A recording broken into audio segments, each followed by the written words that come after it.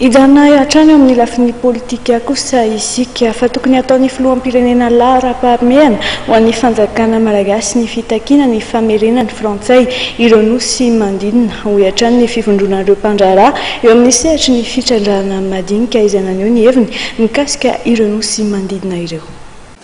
Satria ary manaiky amin'ny vahoaka malagasy atsy fa resaka protection d'environnement, resaka faune sy flore, resaka biodiversité, resaka mangrove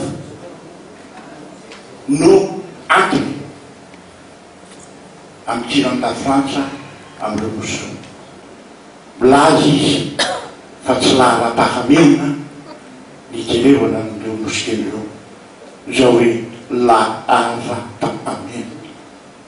Lahara-pahamehana lavitra ny conférence de valeur tany Lima. Lahara-pahamehana lavitra no andehanao négociation Bruxelles, en Paris, en Washington, à la Banque mondiale, à l'FMI, etc.